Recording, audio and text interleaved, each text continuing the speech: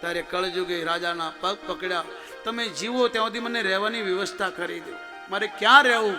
તો રાજાએ 4 સ્થાન આપ્યા. પરીક્ષિત રાજા બોલ્યા, રાજોવાચ અભ્યર્થિતસ્તદા તસ્મૈ સ્થાનાની કલયે ગદો દ્યુતં પાણં સ્ત્રિયઃ સૂના યત્ર અધર્મશ્ચતુર્વિધ અત્ર અધર્મ ગો. ચતુર્વિધ.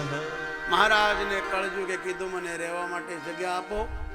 સાંભળજો, હવે તમારો પૂર્વજ ક્ષત્રિયનો આગેર એ પરિસ્થિતિ કળજુગને કીધું, જ્યાં શરાબ પીવાતો હોય, દારૂ પીવાતો હોય, મદિરા પાન થતું હોય ત્યાં રહેવું, જુગાર રમતો હોય ત્યાં રહેવું, સ્ત્રીનું ગમન કરતા એની સાથે રહેવું, જે પરાઈ પોતાની પત્નીને છોડીને પરાઈ સ્ત્રી સાથે સંગમાં રહેતો એના ઘરમાં એની અંદર રહેવું, જે મૂંગા જીવોને મારીને ખાતો એના ઘરમાં રહેવું. આ 4 જગ્યા આપી. ત્યારે કળજુગ કીધું, આવું તો કરીને હું કંટાળ્યો સાહેબ, પરદેશમાં આવું બધું જોઈને આવ્યો છું, એકાદી સારી વસ્તુ રહેવા આપો. ત્યારે પરિસ્થિતિ કીધું, જેના ઘરમાં અનેતીનું ધન હોય એના ઘરમાં રહેવું. કળજુગે રાજાના સામે જોયું તો માથે સોનાનો મુંગટ, એ અનેતીનું ધન હતું, બીજાનું છૂટવેલું હતું, જબરજસ્તી લાવેલું હતું. એ મુંગટમાં પ્રવેશ કર્યો. રાજાએ કળજુગને છોડી દીધો, ગૌ હત્યારાને છોડ્યો, એ રાજાને ભોગવવું પડ્યું. જે ગાયને છોડી દે છે, ગાયને મારનારો એટલો પાપી નથી જેટલો ગાયને છોડનારો પાપી છે. પેલા તો કદાચ એના માટે જન્મ્યા હશે, પણ આપણે તો ગાયના રક્ષક છીએ, ગાય આપણી માં છે. ગાયને આપણે છોડી છે, ગાય આપણને નથી છોડી. ગાયને મારનાર પાપ નથી, ગાયને છોડનારો પાપ. જેટલું ગાયને મારનાર પાપ લાગે છે એટલું ગાયને તરસોડનાર લાગે છે. ગૌ હત્યા જેવું કોઈ પાપ નથી. જગદંબા બોલી છે, આગળ કથા આવશે. પરીક્ષિત રાજાએ કલયુગને છોડી દીધું. આ બાજુ રાજા ફરતા ફરતા જંગલમાં આગળ વધ્યા. પાણીની તરસ લાગી, ચારો તરફ જોયું, ક્યાંય પાણી મળ્યો નહીં. આગળ વધ્યા, એક આશ્રમ જોયો, એને થયું લાય મને કોઈ પાણી આપશે. રાજાએ જોયું, એક મહાત્મા આંખો બંધ કરીને બેઠા છે. નિયમ એવો છે, કોઈ ધર્મ સ્થાનમાં નશો કરીને ન જવાય, હથિયાર લઈને ન જવાય, કોઈ સાધુ સંત પાસે પોતાની વૈભવ ન દેખાડાય, અભિમાન ન કરાય, અકડ ન દેખાડાય. એટલે પરિસ્થિત બહાર ઉભાવા કીધું, એ મહાત્મા મને પાણી આપો. પાંડવોનો વંશજ પરિચિત તમારી પાસે જળ માગે છે, મને તરસ લાગી છે.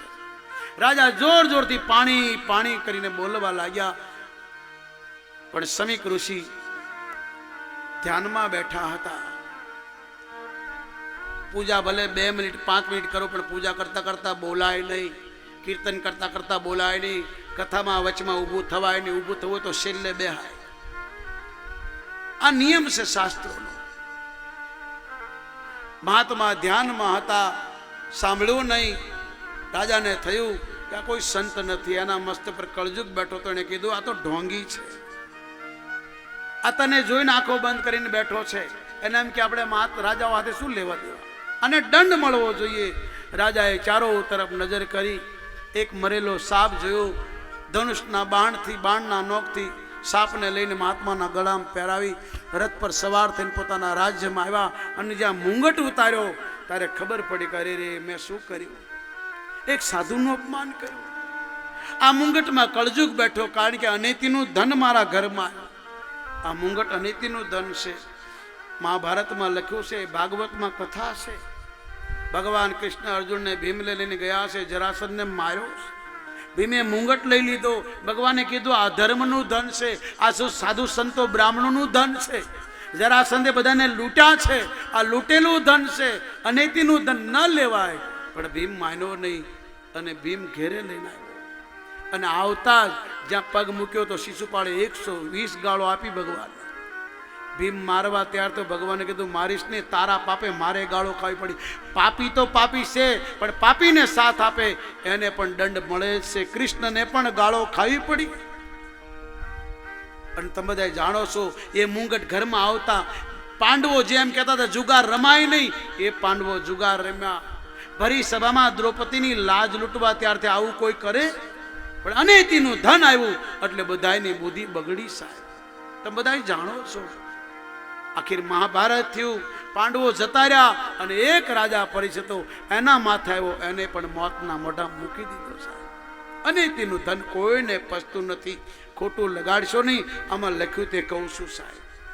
મારું કોઈ શત્રુ નહીં, મારું કોઈ મિત્ર નહીં. આ કથા કોઈને મેણા મારવા માટે નથી. આ કથા એટલા માટે કહે છે કે આ સાંભળીને આપણે સુધરીએ, આપણે જીવન બદલીએ, આનાથી ડરીએ કે આવું કરાય નહીં. એ મુંગટના કારણે પરીક્ષિતને યાદ આવ્યું, અધર્મનું ધન મારા વંશનો તો નાશ કર્યો, પણ મને મોતના મુખમાં નાખી દો. પરીક્ષિત ચાહતા તો માફી માગી હોત તો મહાત્માને ક્ષમા કરત, પણ રાજાએ માફી ન માગી. રાજાએ તમને ને મને બતાવ્યું, મા બાપનો અપરાધ, સંતનો અપરાધ, ગરીબનો અપરાધ કરશો તો તમારે એનું ભોગવવું જ પડશે. રાજા ચાહતા તો ક્ષમા માગી લેતા, પણ રાજાને થયું કે આજ હું માફ કરીશ, હું માફી માગીશ, કાલે મારા છોકરા આવું કરશે. આનો દંડ મળવો જ જોઈએ, દંડ ભોગવવો જ જોઈએ, આનું પરિણામ પડવું જ જોઈએ. એટલે રાજા પછી મહાત્મા પાસે ન ગયા. પણ એ મહાત્માનો શિષ્ય ગંગાજીમાં સ્નાન કરતો હતો.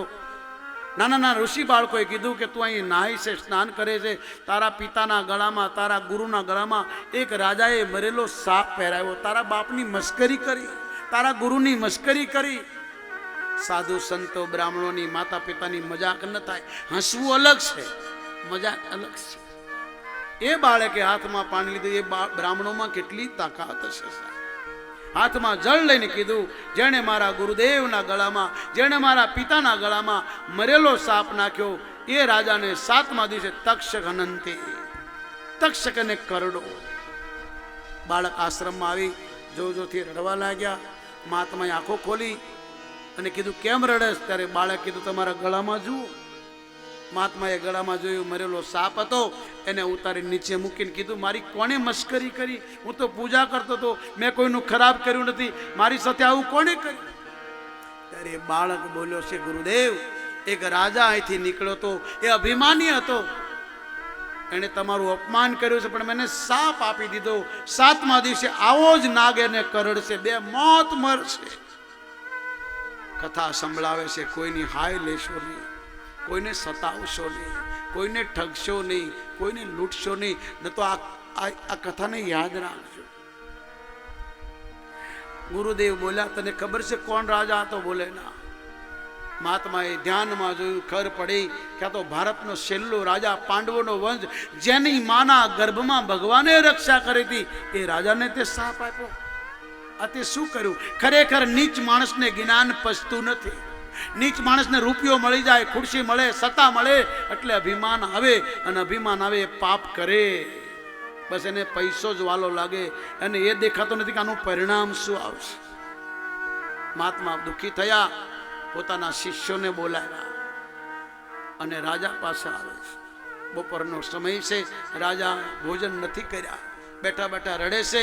એની પત્નીઓ સમજાવે છે, ચાલો આપણે સંત પાસે જઈએ. બોલે, હું કયા મોઢે જાઉં? જેને મેં સતાવ્યા, એને મારું શું બગાડ્યું? હવે હું માફી માંગુ તો કેટલા દિવસ જીવીશ? અને માફી માગીશ, માફ કરશે, પણ આ જન્મમાં બચી જઈ તો બીજા જન્મમાં મારે ભોગવવું પડશે. ભોગવવું તો પડશે. કર્મને એવા અધિકાર હસ્તે મા ફલ કદાચન. જેવું કરશો એનું ફળ ભોગવવું પડશે. 5 વર્ષે, 10 વર્ષે, 50 વર્ષે ભોગવવું પડશે. આપણે મરી જશું તો છોકરાઓને ભોગવવું પડશે. પરીક્ષિતને ભોગવવું પડ્યું. પાંડવો ધર્માત્મા હતા, પણ થોડુંક પાપ થઈ ગયું, એનું પરિણામ છોકરાને ભોગવવું પડ્યું. માટે પાપથી ડરજો, ભગવાનથી ડરજો, અધર્મથી ડરજો. શાસ્ત્ર આપણને જગાડે છે. મહાત્માએ રાજાને કહ્યું, તું 7 દિવસનો મહેમાન છે, તારે જે કંઈ ખાવું પીવું પી લે, જે કંઈ દાન પુણ્ય કરવું કરી લે. 7મા દિવસે તને તક્ષ કરડશે. તારી માના પેટમાં ભગવાને તને બચાવ્યો, હવે તને કોઈ નહીં બચાવે. માટે સંતોને, બ્રાહ્મણોને, માતા પિતાને, ગાયને, ગરીબને સતાવવા નહીં. રાજાએ ખબર પડી ગઈ, 7મા દિવસે મારું મૃત્યુ. રાજા જાગી ગયો. શરીર ઉપરથી બધા આભૂષણો ઉતારી, રાજપોશાક ઉતારી, ભગવા વસ્ત્રો ધારણ કરી. 4 પુત્ર હતા. મોટા પુત્ર જન્મેજયને રાજ આપી, આખા શહેરને હાથ જોડી અને કહ્યું, મારાથી કોઈ ભૂલ થઈ તો ક્ષમા કરજો. તમારી સાથે હું જન્મો રહ્યો રમ્યો રાજ કરી, મારાથી બને એટલી તમારી સેવા કરી. રાજા એટલે દેશનો નોકર. મારાથી બની એટલી સેવા કરી. રાજા બધાને હાથ જોડે, બધાની આંખોમાં આંસુ છે. ભીની આંખે લોકો રાજાને વિદાય આપે છે. બધા રડી પડ્યા કે હવે મારું શું થશે, આ દેશનું શું થશે? આવો રાજા હવે નહીં મળે. હવે લોકો પાપાચાર, ભ્રષ્ટાચાર, અનાચાર અને અધર્મના માર્ગે ચાલશે. હવે આ જગતને કોણ બચાવશે? પરિચિત આવે છે ગંગા કિનારે. સંતોને ખબર પડી, કારણ કે પહેલાના રાજા મંદિરોને ગૌચર આપતા, મંદિરોને જમીન આપતા, સાધુ સંતો બ્રાહ્મણોને 12 મહિનાનું રાશન આપતા, વ્યવસ્થા કરી દેતા. સંતોને ખબર પડી કે હવે રાજા જશે પછી કોઈ મંદિરનું હશે એ બી લઈ લેશે. પહેલાના રાજાઓ મંદિર પાછળ જગ્યા આપતા, સાધુ સંતોને ગૌચરની જગ્યા આપતા. હવે તો લોકો ગૌચરે વાળવા લાગ્યા. રહ્યું નથી, ગાયો ખાય ક્યાં? પછી તમારા ખેતરમાં આવે અને તમે તાર લગાડો, શોટ આપો તો એનો દોષ શું સાહેબ? એનો ખોરાક ઘાસ છે. તમને કોઈ 4 દિવસ ભૂખ્યા રાખે પછી જો તમારી દશા કેવી થાય. તમે કોઈ ખાતો છે ને મારીને ખાઈ જશો. અરે હિમાલયમાં બરફમાં લોકો ભૂલા પડી ગયા, 15 દિવસ ખાવા ન મળ્યું તો માણસે માણસનું માંસ ખાધું. ભૂખ બહુ બલા છે સાહેબ. ભૂખ મરતા ક્યાં નહીં કરતા. અને એ ભૂખ્યો માણસ પાપમાં પછી અટકાતો નથી. ભૂખ બધાને સતાવે છે. સંતોને ખબર પડી, બધા રાજાઓને મળવા આવ્યા છે ગંગા કિનારે. પરિચિતે બધાને હાથ જોડી પ્રણામ કર્યા. બધાની આંખમાં આંસુ છે કે આ રાજા નહીં રહે તો અમારું શું થશે, આ દેશનું શું થશે? અને સંતોને જ આ દેશની ચિંતા બાજી કોઈને નથી સાહેબ. સજનો જ આ દેશની સેવા કરે છે સાહેબ. કોઈ ડોક્ટરના, કોઈ નેતાના છોકરાઓ બોર્ડર પર નથી. એ તો કોઈ સંસ્કારી માતા પિતાના સપૂતો જ આ દેશની રક્ષા કરી રહ્યા સાહેબ. માટે સાચા દેશભક્તો તો આ સરહદ પર સેવા કરે એનું નામ છે. એના નામે માળા કરો. રોજ ભગવાનને પ્રાર્થના કરજો કે જે મારા ભારતની બોર્ડર પર જે વીર જવાનો મારા દેશની રક્ષા કરે, એ પરમાત્મા એનો વાળ વાંકો ન થાય એવી પ્રાર્થના કરજો. સાચા દેશભક્તો તો આ છે. બાકી તો બધા દેશને બરબાદ કરવામાં જ મથી રહ્યા છે. માટે પ્રાર્થના છે. વ્યાસગાદી કહેશે જ્યાં દેશની સેવા કરતા એને સાથ આપો. જે સારા છે એને સાથ આપો. જે સારા છે એને આગળ આવવા દો. એને પાછા મત ખેંચો, એને ધક્કો મત મારો, એને પાડવાની કોશિશ મત કરો. સંતો બોલે છે આ રાજા નહીં રહે તો આ દેશનું શું થશે? અને પરિચિત બધાને પ્રાર્થના કરે છે જ્યાં સુધી મારું મૃત્યુ ના આવે ત્યાં સુધી તમે મને કોઈ છોડીને જતા નહીં. હું એ મહાત્માને પ્રણામ કરું છું. સારું કર્યું મને સાપ આપ્યો, સારું કર્યું મારા પર ખીજાયા, મારા પર ક્રોધ કર્યો. મને સાપ ના આપ્યો હોત તો તમારા દર્શન ન થયા હોત. પરિચિત કે જ્યાં સુધી મારું મૃત્યુ ન થાય ત્યાં સુધી મને છોડીને જશો નહીં. ધન્ય છે મારા મા બાપને જેણે મને જન્મ આપ્યો. તમારી વચમાં મારું મૃત્યુ થશે, ગંગા કિનારે મારું મૃત્યુ થશે, તમારા દર્શન કરતા કરતા મારું મૃત્યુ થશે, મારો જન્મ ફળશે. સુતજી કહે છે પહેલા સ્કંદને વિરામ આપી બીજા સ્કંદની કથાનો આરંભ થાય છે. પણ એ કથા ભગવાન સુખદેવજી મહારાજ પરિષદને કહેવા જઈ રહ્યા છે. ત્યારે સુતજી કહે છે ભગવાનના કીર્તન વગરની કોઈ કથા સફળ થતી નથી. સોનકાદી ઋષિઓને સુતજી નિમિષાળમાં શ્રીમદ ભાગવતની 5મા કંદની કથાને વિરામ આપતા પ્રભુને પ્રાર્થના કરીશ. હરે કૃષ્ણ કૃષ્ણ કૃષ્ણ હરે હરે, હરે કૃષ્ણ બધાએ બોલો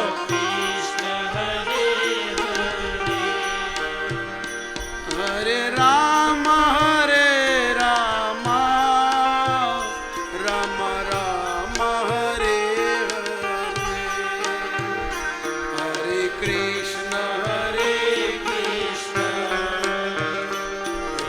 કૃષ્ણ હરે હરે, હરે રામ રામ રામ રામ હરે હરે.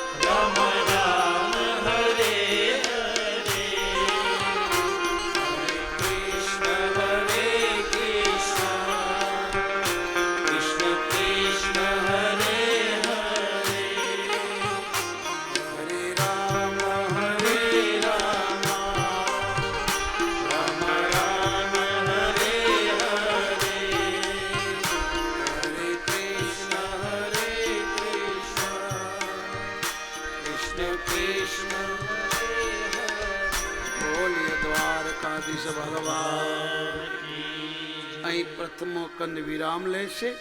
સુધીજી સનકાદૃશ્યોને કહે છે આ મંત્રનો જાપ જે 16 વખત બોલે, આ 16 અક્ષરનો મંત્ર છે હરે કૃષ્ણ કૃષ્ણ કૃષ્ણ હરે હરે, હરે રામ રામ રામ હરે હરે.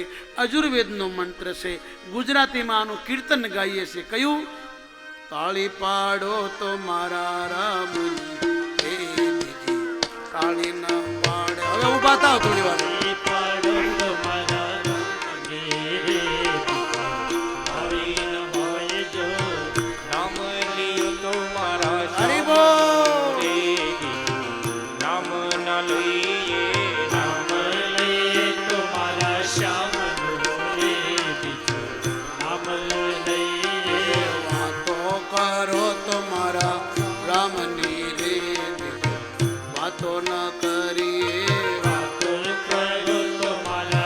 બેટા તાળી પાડો બધા. બચપન માં ઘણો ફેર છે રે, બચપન કોને કહેવાય જો. બચપન માં ઘણો ફેર છે રે, બચપન કોને કહેવાય જો. બચપન માં પ્રહલાદ ને નૃસિંહ મળ્યા રે, બચપન એને કહેવાય જો. બચપન માં પ્રહલાદ ને નૃસિંહ મળ્યા રે, બચપન એને કહેવાય જો.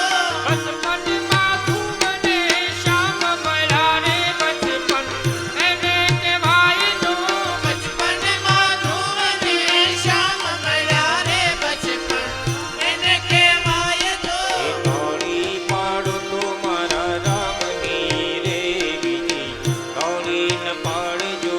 તાળી પાડો તો મારા રામની રે બીજી, તાળી ન પાડજો. યુવાની માં ફેર છે રે, યુવાની કોને કહેવાય જો. યુવાની માં ફેર છે રે, યુવાની કોને કહેવાય જો. યુવાની માં મીરાબાઈ ને શ્યામ મળ્યા રે, યુવાની એને કહેવાય જો. યુવાની માં મીરાબાઈ ને શ્યામ મળ્યા રે, યુવાની એને કહેવાય જો. યુવાની માં શંકુબાઈ ને